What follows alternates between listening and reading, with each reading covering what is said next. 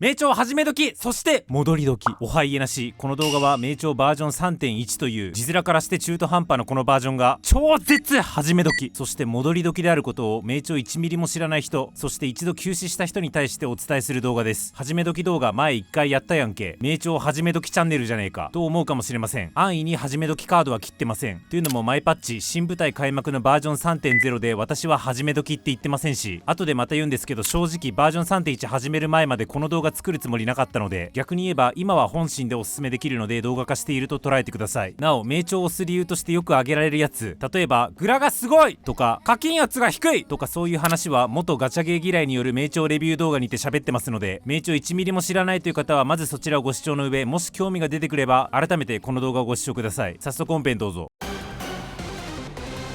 家なしララチャンネル。始め時戻り時の理由を3点に絞って、サムネでポロリしてますけど順番にご紹介します。まずは理由1点目、毎度恒例爆裂配布です。生成1600個配布、召喚の渦模様5個配布、金髄の波模様5個配布。知らねえよって話ですよね。これらはいわゆるガチャ石あるいはガチャ石用のアイテムで、金髄の波模様通称金玉が金の玉がピックアップキャラを引くためのガチャ石です。この動画投稿時点で言うとピックアップキャラはこのエイメスっていう子、現環境で最強格のアタッカーです。で召喚の渦模様ってやつが工場キャラあるいは武器を引くためのガチャ石、生成がそれらガチャ石と引き換えるためのアイテムです。生成はほぼほぼ金の玉に変えるので、今回は実質青玉5個金の玉15個の配布と言ってもいいでしょう。ガチャはいわゆる天井80連という仕組みで80回回すと確実に強キャラが出るし、それより前に出ることもあり得るということです。金の玉1個あたり1回回せるので、要は80回回せば確実に出るっていうガチャのうち15回分を無償で配布するってことですね。それだけ聞くとなんや好きなキャラくれるわけじゃないのかと思うかもですが、青玉含めこのアイテムを日本円に換算するとざっくり換算で3200円。これはいつもの倍ぐらいの配布量でかなりの大盤振る舞いです。ちなみになんで今回そんなに配布量が多いのか、しかもバージョン 3.0 ではなく 3.1 という謎タイミングで、これは別に黒毛が言ってたわけじゃなく私の憶測なんですが、大きく3つあると思っていて、1つ目は例年中国の春節に合わせて配布量が増える傾向があって、その時期と被ったため。2つ目、後でもう一回言いますが、どう見ても今のバージョン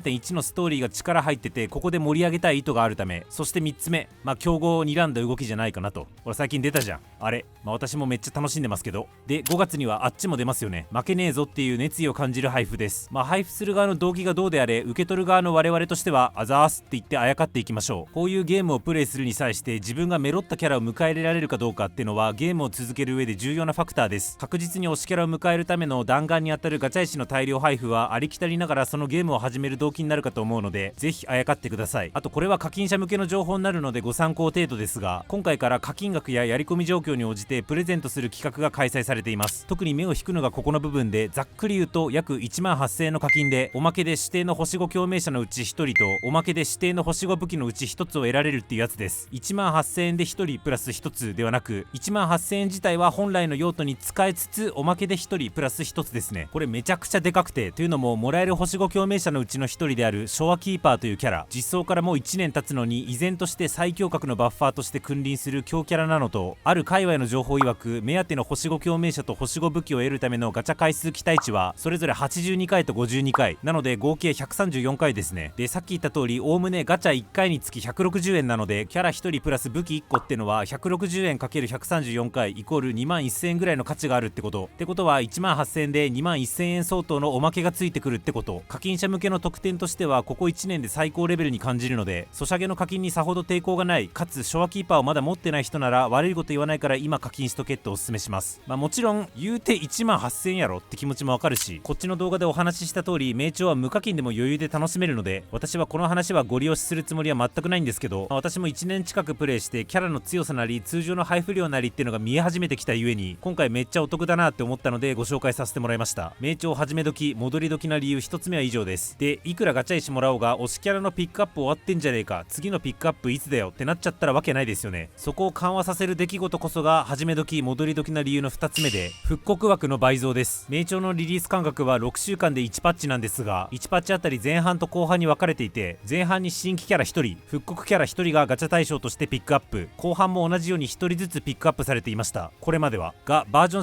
3.0 から前半新キャラ1人復刻2人、後半も新キャラ1人復刻2人になってます。これ名調としては結構攻めた調整していて、なぜならこのペースで復刻すると復刻待ちのキャラが半年以内で一巡する計算にななっちゃうからです。このペースで復刻して大丈夫なのか、さすがに復刻枠2枠にしたの今回だけかって思ってバージョン 3.0 で1回様子見てたんですけど、バージョン 3.1 も後半は復刻1枠だったんですけど、前半は依然として復刻2枠でした。というわけで1パッチ内で2人新規 3,4 人復刻っていうのは、自分の推しをより早い周期で迎え入れられるという意味で参入しやすくなったと考えています。まあこの先どうなるかわかんないんですけどね。ちなみにキャラについてはこっちの動画で一覧紹介してます。私の推しは調理先生、カンタレラお姉さん、ルシラー先生です。ぜひ皆さんも動画で推しキャラを見つけて彼をゲーム内でも迎えてください。これが始め時戻り時の理由、2点目の理由でした。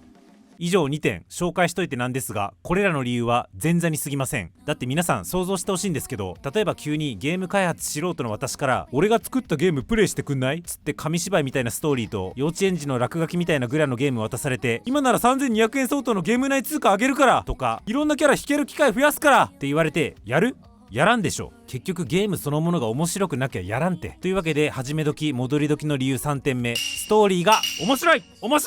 順を追って話すんですが、まずゲームの構成要素を乱暴に3つに分けます。話のプロットや世界設定といったストーリー、グラフィック、モーションといった演出、探索、育成、戦闘といったゲームシステム。このうち3つ目の中にあるバトルシステムも名調爽快感あって面白いんですが、今回は置いといて、2番目の演出、アニメ調の造形がベースなんだけどビジュアル表現は写実的っていう、その類のゲームではトップクラスの演出レベルで、これは私がごちゃごちゃ語るよりさっきから流してるムービーとかカットシーンで各自ご判断いただければいいので詳細割愛。今回話題にしたいのは1番目のストーリー。あらすじとしては、とある女神に使わされ謎の惑星ソラリスに流れ着いた記憶喪失の主人公漂白者が謎の侵食現象黒潮や生命体残像と戦いながら失われた記憶と世界の真実を探求する物語です。で、名調って各パッチでストーリーの力の入れ方にあからさまに強弱があって、その強弱だったりそもそもの展開の好みだったりで、私としても合わない時全然合わないんですけど、面白い時は面白いんじゃなくて超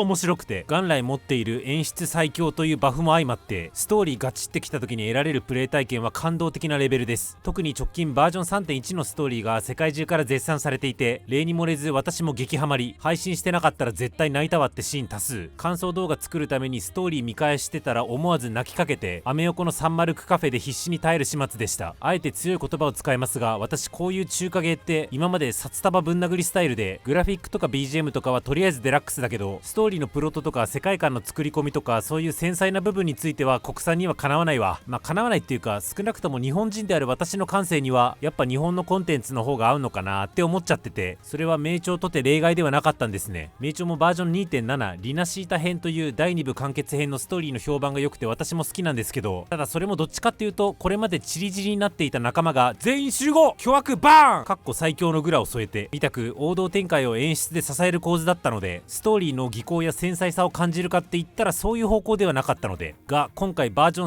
3.1 を経て、中華芸はストーリーはねっていう思いも完全に消え去りました。もうこういうベクトルもできちゃうんだったらもうさって感じなので、1年前の私みたく中華芸に先入観持ってる方こそぜひプレイしてほしいと思います。動画の冒頭でバージョン 3.1 始まる前までこの動画作る気なかったって言ったのはまさにここにかかっていて、バージョン 3.0 でラハイロイという新天地を舞台とした新章が始まったんですけど、バージョン 3.0 のストーリーがぶっちゃけ私にはあんまハマらなくて、ソシャゲを楽しむのに意外とストーリーが結構なファクター占めてる私としては、いくら新舞台とはいえ肝心のストーリーハマってないのに他人におすすめする気になれんなと思って始め時動画を見送った経緯があります。てかぶっちゃけ 3.0 でやめた人結構いるんじゃない？一旦 3.1 やっとけ。さっきから始め時&戻り時って言ってんのはそこで、一回私に騙されたと思って 3.1 やってから続けるかどうか判断してくれると嬉しいです。あとこれ言うと怒られるんですけど、名調はさっき言った通り今第3章で、第1章の今週編、第2章のリナシータ編、そして今は第3章のラハイロイ編が進行中。このうち第1章の今週編はそこまで評判が良くありません。名調もそこ分かってるのか結構大胆なことしていて、いきなり第2章からあるいは第3章から始められるようにもなっています。直近第1章の話もちょくちょく絡むようになってきて、うおーってなってきてはいるものの、個人的には第1章プレイしていて、もし合わないと感じたらとっととスキップして第2章から始めることをお勧めします。脱落するぐらいなら評判いいとこさっさと食べちゃった方がマシっていう考え方なのと、あと本当にハマれば後から第1章絶対やりたくなるから。現に第1章読み飛ばし勢だった私もここに来て第1章のプレイ動画をちょいちょい見ている状況です。最初から全て楽しまないと邪道とか語る資格なしなんて一切思わないので、肩肘張らず好きなところを好きなようにやってみみてください。以上、爆裂配布、復刻キャラ倍増、ストーリーおもろ、この3点でお話ししました。私のチャンネルも名調のラインナップが充実してきていて、キャラ紹介動画、ゲーム感想動画、界隈最多累計15万回以上再生のスタートアップ動画、キャラ育成やコンテンツの紹介動画、超初心者向けキャラの使い方解説動画など、これから名調を始める方の立ち上がりを支えて同じ目線で一緒に楽しめる動画を揃えてます。今回ちょっとでもおって気になった方いらっしゃいましたら、概要欄のリンクからぜひプレイしてみてください。そこまでには至らんけど気になるレベルは上がったかなということでしたら、私の過去の名調おすすめ動画なり配信なり、特にこれかな、これを見て決めていただければと思います。今後も名調しゃぶり尽くすつもりですので、ぜひチャンネル登録お願いします。動画化に至らない小ネタは X で語ります。そちらもフォロー何卒おついやなし。